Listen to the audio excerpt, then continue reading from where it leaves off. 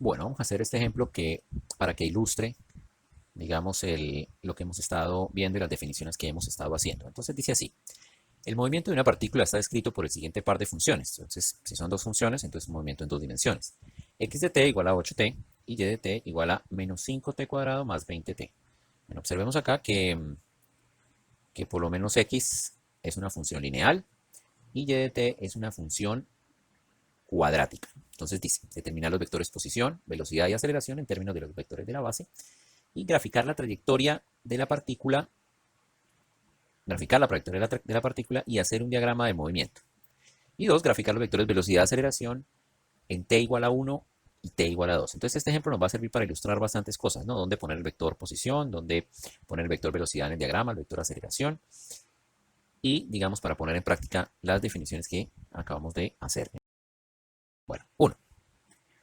Entonces el vector posición, R,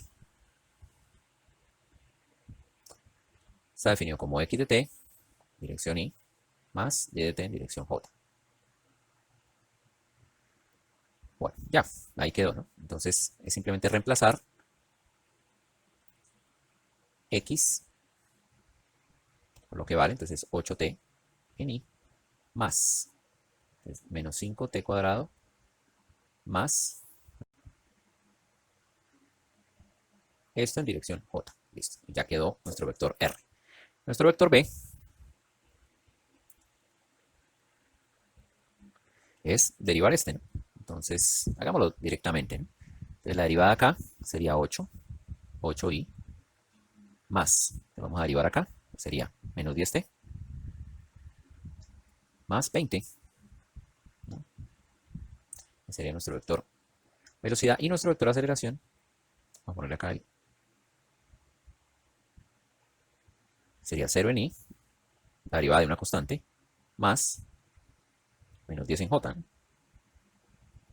Bueno, este lo podemos escribir, digamos, más sucintamente como 0 por i, 0, menos 10 en dirección j. Bueno, este es un caso especial en el cual a pesar de que dijimos que dependía de t, pues finalmente no dependió de t, ¿no? Siempre es el mismo. ¿Ok? Entonces, bueno, vamos a proceder a hacer el diagrama. Entonces, bueno, aquí antes de eso, nos dicen graficar la trayectoria de la partícula. La trayectoria de la partícula.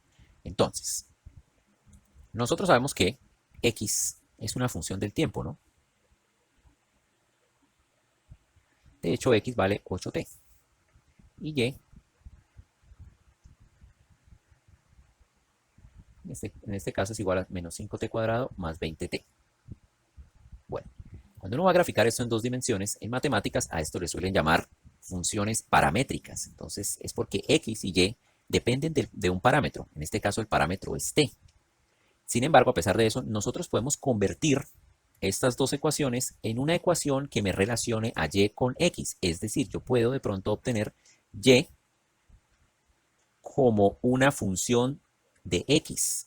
Esto me va a permitir hacer un gráfico de la trayectoria en un sistema coordenado y, x. Entonces, vamos a tratar de hacer y como una función de x en este caso. A veces también se puede hacer x como una función de y dibujar. ¿Okay? Entonces, en este caso es más sencillo, en este caso específico, hacer y como función de x. Veamos. Entonces, tenemos que x es igual a 8t. Por lo tanto, t es igual a x dividido en 8. Entonces, ahora como sabemos cuánto es t como función de x, podemos incluirla en y.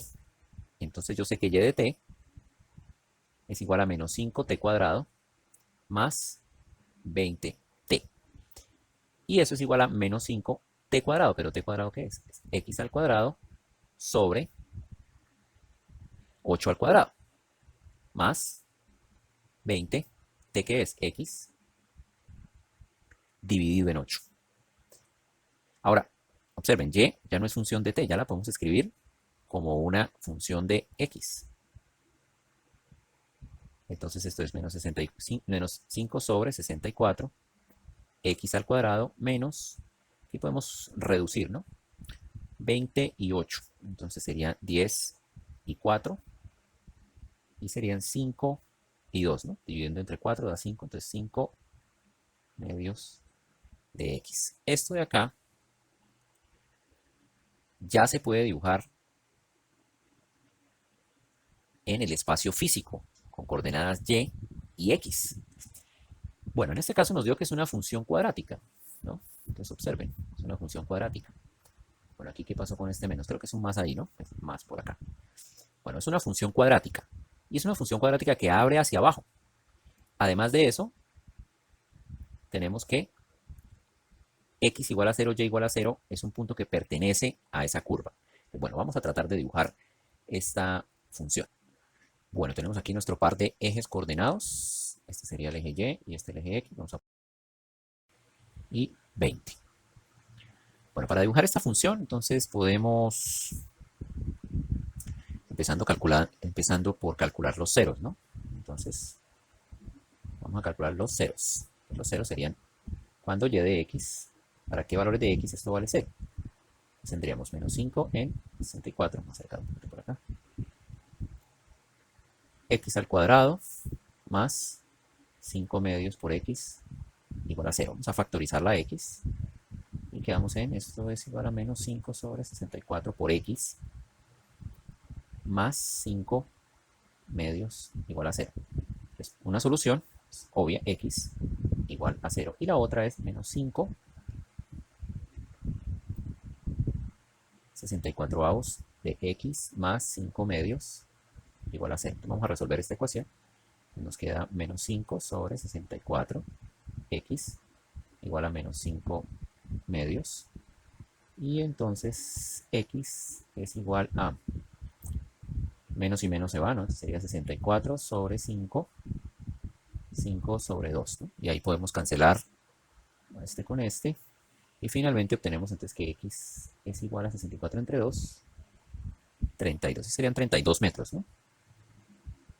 Vamos a poner aquí las unidades. 32 metros. Entonces tenemos dos ceros, ¿no? Este y tenemos este. Dos ceros. Ahora vamos con máximos y mínimos, ¿no? Entonces sabemos que es una parábola que abre hacia abajo. Entonces debe tener un máximo, ¿no? Vamos a calcularlo acá. Entonces tenemos y de x, que es igual a, vamos a verla otra vez por acá, menos 5 64 avos de x al cuadrado más 5 medios de x. Bueno, entonces la derivada es igual a menos 5 por 2 entre 64 por x. Bueno, ¿por qué? Que baje el 2, recuerden la derivada de x al cuadrado es 2x, más 5 medios, la derivada de 5 medios por x es 5 medios. Igualemos eso a 0. Bueno, aquí antes podemos como hacer una pequeña simplificación. Ok, hagámoslo paso a paso.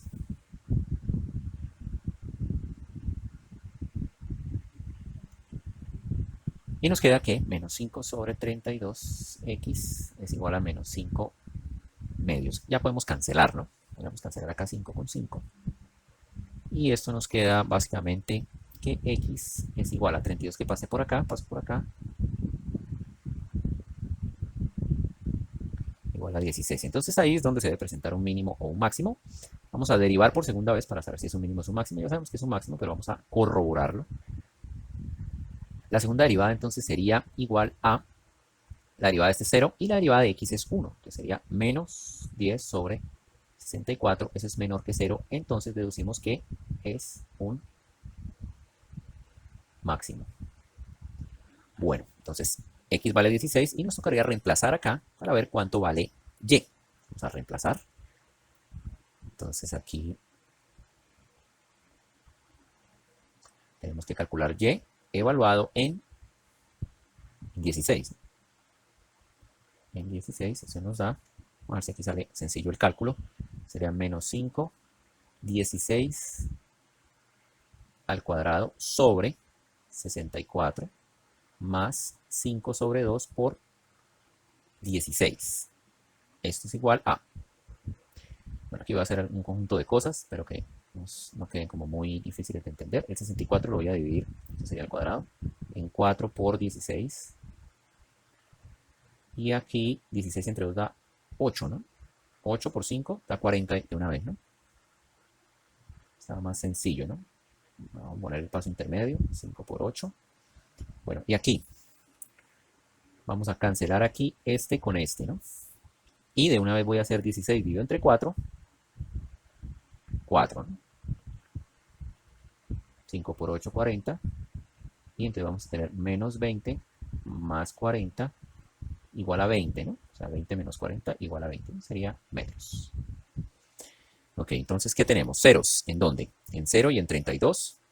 Y un máximo en 16 que vale 20. Vamos a tratar de dibujar entonces la función ahora sí. Los puntos, digamos, críticos o delicados por aquí. 32. Ahora, el 16, ¿no? Que queda por acá, ¿no? Y acá en 16 la función vale 20, ¿no? Como estábamos observando ahí.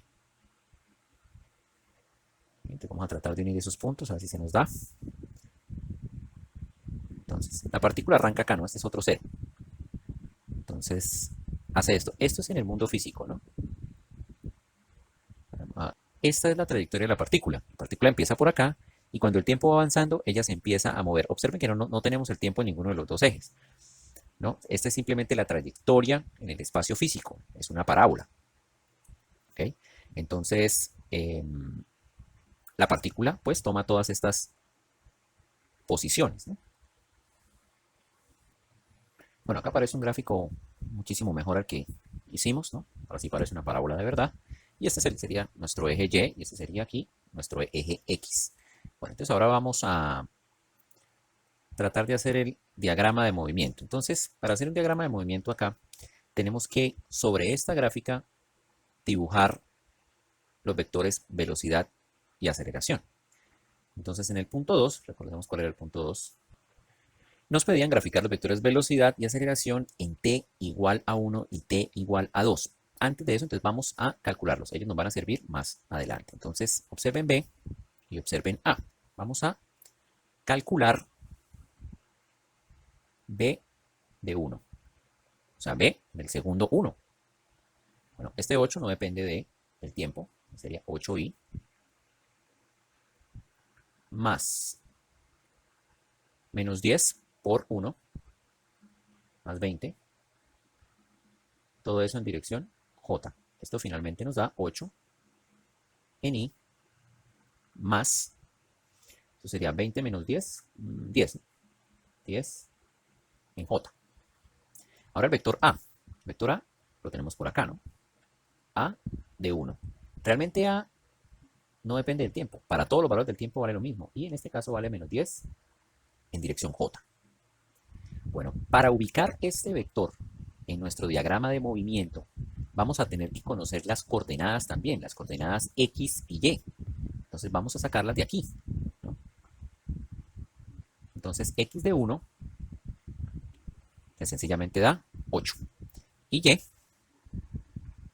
de 1 es igual a, reemplazando aquí en 1, ¿no? Ojo, mucho cuidado. Entonces sería menos 5, 1 cuadrado, más 20 por 1. Bueno, ¿eso cuánto nos da? Nos da 20 menos 5, 15, ¿no? 15. Entonces, X igual a 8, Y igual a 15 es el punto en el cual debemos colocar nuestro vector B y nuestro vector A.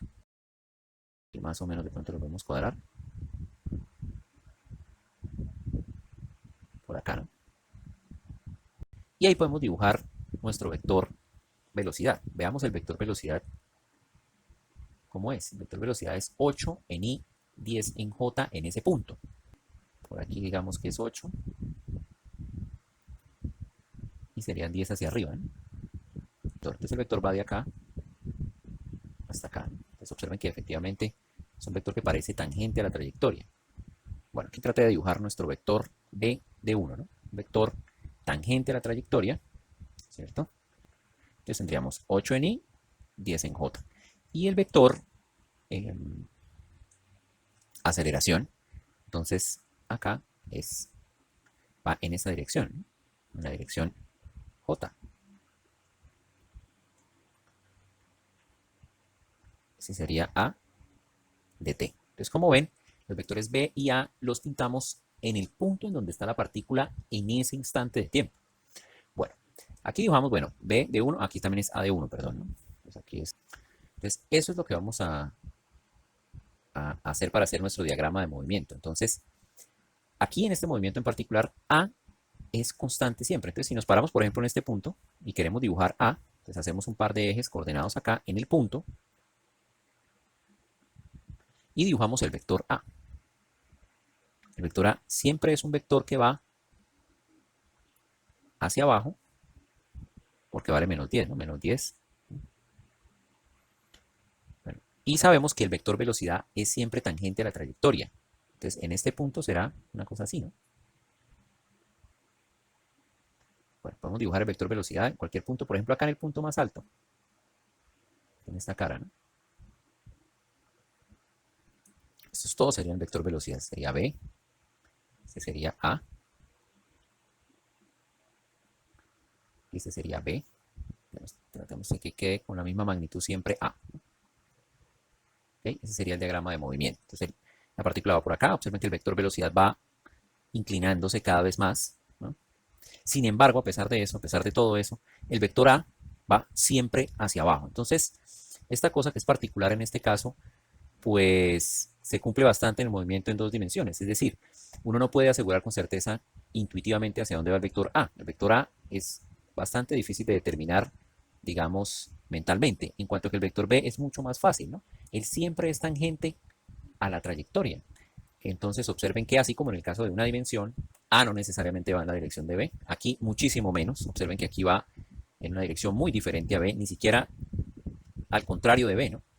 Entonces va en una dirección que no necesariamente es B y que, por ejemplo, en este caso, a pesar de que la trayectoria es una parábola, es una cosa así, A permanece siempre hacia abajo, ¿no? Entonces, el vector A es el más difícil de determinar intuitivamente para la mente. Uno no sabe hacia dónde va A, es bien complicado. B es mucho más sencillo. Si uno dibuja la trayectoria en un plano YX o en un plano XY, él siempre va a ir tangente a la trayectoria de la partícula.